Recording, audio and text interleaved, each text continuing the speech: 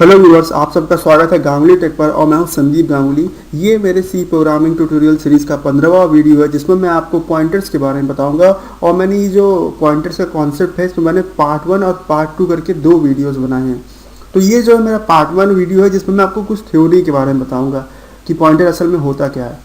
तो पॉइंटर जो होता है वो एक पॉइंटर भी एक वेरिएबल होता है जैसे दूसरे वेरिएबल होते हैं, लेकिन ये एड्रेस को स्टोर करता है, ये कोई वैल्यू स्टोर नहीं करता। जैसे कि आपने पीछे के प्रोग्राम्स में देखे होंगे, मैंने इंटीजर डेटा टाइप का जो है एक वेरिएबल बनाया और उसमें मैंने कोई वैल्यू स्टोर करा दी, जैसे कि 10 है, 100 है, कुछ भी। और कैरेक्टर में भी आप कर सकते थे सेम, लेकिन आप पॉइंटर वेरिएबल में कोई वैल्यू नहीं स्टोर कर सकते, इसमें जो है एड्रेस स्टोर होता है। और जब भी हम कोई पॉइंटर को वेरिएबल डिक्लेयर करते हैं अपने प्रोग्राम में, तो उससे कोई भी मेमोरी नहीं एलोकेट होती है, मतलब कोई मेमोरी स्पेस जो है उसके लिए मतलब रिजर्व नहीं कर दिया जाता है। तो पॉइंटर को ज़्यादा से समझने के लिए सबसे पहले आपको पता होना चाहिए कि कंप्यूटर की मेमोरी कैसी होती है। और यहाँ जब मैं मेमोरी की बात कर रहा हूँ तो असल में मैं रैम की बात कर रहा हूँ। कंप्यूटर में जो आपकी रैम है उसके बारे में बात कर रहा हूँ, ये हार्ड डिस्क की बात नहीं हो रही है। और जो रैम है आपकी रैंडम एक्सेस मेमोरी है। तो जो रैम जो होता है वो कई ऐसे मेमोरी सेल्स में डिवाइड होता है और हर एक मेमोरी सेल का अपना एक यूनिक एड्रेस होता है। जैसे कि आप यहाँ देख सकते हैं, पहले सेल के लिए यहाँ 0001 है, ऐसे 002 है। इस तरीके से हर एक मेमोरी सेल के लिए एक एड्रेस होता है और वो यूनिक होता है। अब यहाँ पे हम बताऊंगा कि आपको कि जब आप सी में कोई वेरिएबल डिक्लेयर करते हैं या किसी भी प्रोग्रामिंग लैंग्वेज में, तो होता क्या है। जैसे कि मैंने यहाँ पे इंटीजर टाइप का वेरिएबल डिक्लेयर किया, इसका नाम मैंने नम रख दिया और उसकी वैल्यू मैंने 10 सेट कर दी। तो क्या हुआ, ये वेरिएबल नेम यहाँ नम आ गया और मेमोरी सेल पे जो है 10, मतलब जो भी इसका जो वैल्यू होगी इस वेरिएबल की वो स्टोर हो गई मेमोरी सेल पे। और उसके करस्पॉन्डिंग जो है एक मेमोरी एड्रेस होगा जो कि यूनिक होगा, जो कि यहाँ पे 003 है। और जब ये जो आपका ये जो एलोकेशन होता है, जो ये मेमोरी का, इसे एलोकेट करना कहते हैं, जो मेमोरी का है मेमोरी एड्रेस, इस वेरिएबल के लिए ये ऑपरेटिंग सिस्टम द्वारा किया जा सकता है। ये मतलब किया जाता है, ये आप नहीं कर सकते या मैं नहीं कर सकता। मैं ऐसा नहीं कर सकता कि मैंने एक वेरिएबल डिक्लेयर किया और मैंने कहा भाई इसको जो है इस पर्टिकुलर मेमोरी लोकेशन मतलब एड्रेस पर ही जो स्टोर करना है, ऐसा नहीं हो सकता। ये जो मेमोरी एड्रेस एलोकेट होती है ये आपका ऑपरेटिंग सिस्टम द्वारा किया जाता है, ये आप नहीं कर सकते। तो हम आगे देखते हैं। अब फिर ये नेक्स्ट है, इसमें मैं आपको बताऊंगा कि पॉइंटर वेरिएबल डिक्लेयर करने पे क्या होता है। पॉइंट, जैसा कि मैंने आपको पहले बताया था कि जब पॉइंटर वेरिएबल डिक्लेयर होता है तो कोई भी मेमोरी नहीं एलोकेट होती है, क्योंकि ये जो है ये एक एड्रेस को स्टोर करता है किसी दूसरे वेरिएबल के। तो यहाँ पे मैंने पहले एक मेमोरी वेरिएबल को जो है मतलब वेरिएबल डिक्लेयर किया जो कि इंटीजर टाइप का है, उसकी वैल्यू सेट करी 10। तो यहाँ पे ये मेमोरी सेल में जो है 10 आ गया और ये वेरिएबल नेम नम है, तो इसके जो वैल्यू सेल में स्टोर हो गया, इसका जो एड्रेस है वो 003 है। और फिर मैंने यहाँ पे ये पॉइंटर वेरिएबल जो है डिक्लेयर किया है।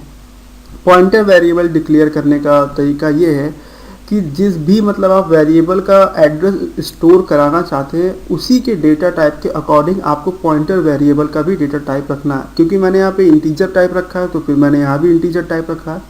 और वेरिएबल नेम लिखने से पहले आपको ये मल्टीप्लिकेशन वाला जो ये ऑपरेटर है ये लगाना, जैसे आप स्टार ऑपरेटर भी कह सकते हैं, ये लगाना। उसके बाद आपको पॉइंटर वेरिएबल का नाम लिखना। आप कोई भी नाम दे सकते हैं, मैंने यहाँ पे पी नम दिया है इसलिए क्योंकि ये पी बताता है कि ये पॉइंटर टाइप का और ये नम बता रहा था कि ये जो है नम है वेरिएबल का नेम। आप कुछ भी दे सकते हो। तो इस तरीके से आपको पॉइंटर वेरिएबल डिक्लेयर करना है और उसके बाद जो है आपको ये पॉइंटर वेरिएबल सेट भी करना पड़ता है। मतलब आपको इसके अंदर जो है एक एड्रेस को स्टोर कराना होगा, मतलब ये उसको पॉइंट करेगा, ये पॉइंटर वेरिएबल उस एड्रेस को पॉइंट करेगा।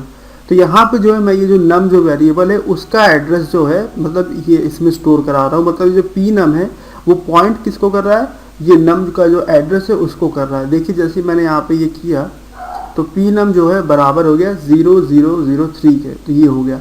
और एक चीज़ मैं और बता देना चाहता हूँ कि कोई भी मतलब जो ऐसे यूज़र है, जैसे मैं हूँ आप है, तो वो पॉइंटर वेरिएबल डिक्लेयर करने के बाद उसमें कोई एड्रेस नहीं स्टोर करा सकते। मतलब आप अपने से कोई एड्रेस का नंबर नहीं बना सकते और उसको स्टोर करा दे, ये भी काम आप नहीं कर सकते कि अगर आप करेंगे तो उससे एरर आ जाएगी।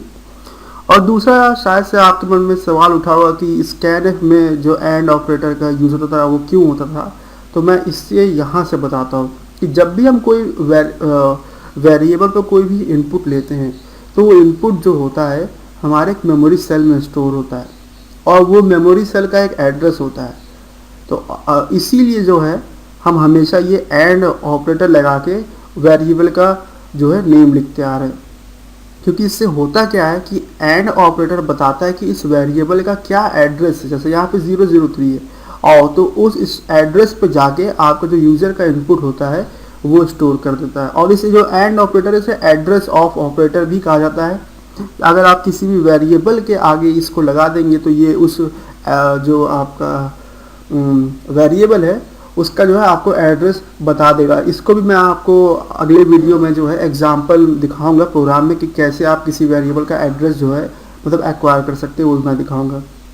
तो इससे आपको समझ में आ गया हो कि स्कैनएफ में ये एंड ऑपरेटर क्यों यूज़ होता है और प्रिंटएफ में जब हम कोई %d मतलब फॉर्मेट स्पेसिफायर लिखते हैं तो ये एंड ऑपरेटर क्यों नहीं इस्तेमाल करते, इससे आपको क्लियर हो गया होगा।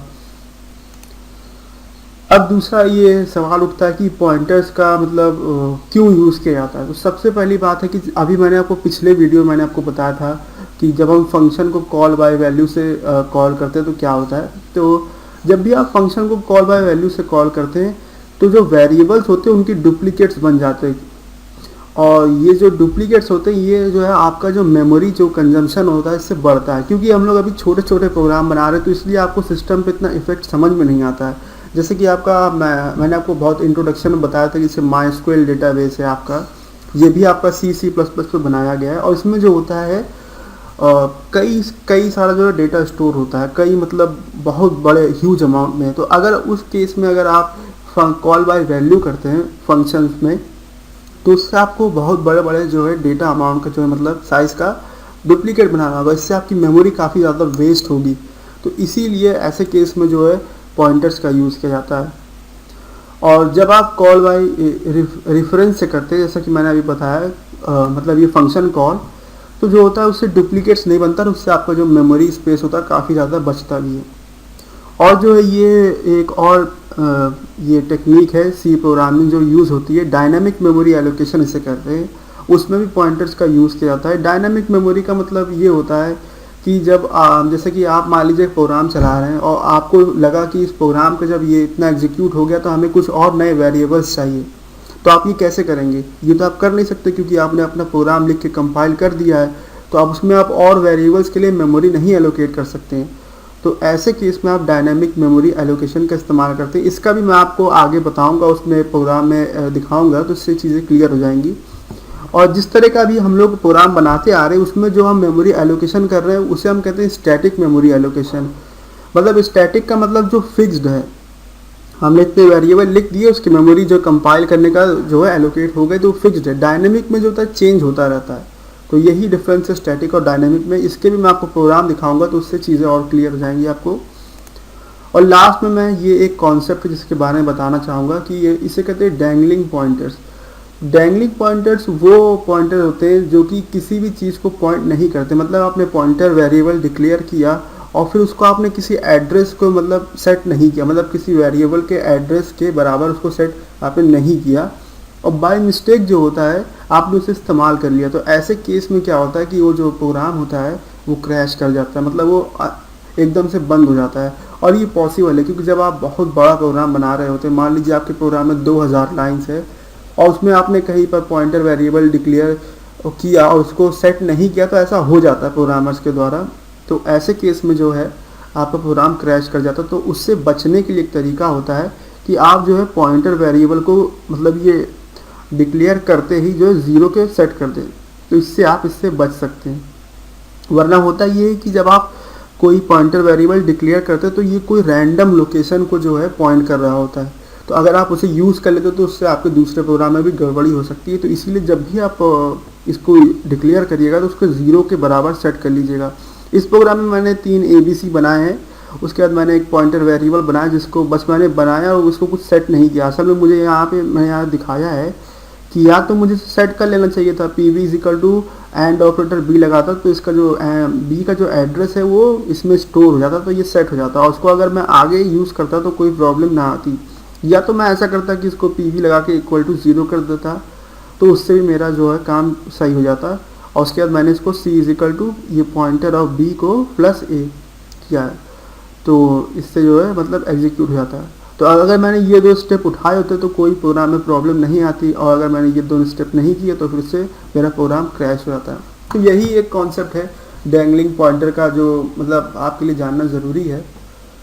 और अब मैं आपको नेक्स्ट पार्ट वाला जो पार्ट 2 का है इसी वीडियो का, उसमें मैं आपको प्रैक्टिकल में करके दिखाऊंगा प्रोग्राम्स में कि पॉइंटर्स का कैसे यूज़ किया जाता है। तो अगर इसमें आपका कोई भी सवाल हो इस वीडियो से जुड़ा हुआ तो आप कमेंट्स में पूछ सकते हैं। और अगर आपने अभी तक मेरा चैनल सब्सक्राइब नहीं किया है तो कर लीजिए, जिससे कि सारे फ्यूचर अपडेट्स आप तक पहुँचते रहे। और ये वीडियो देखने के लिए आपका बहुत बहुत धन्यवाद।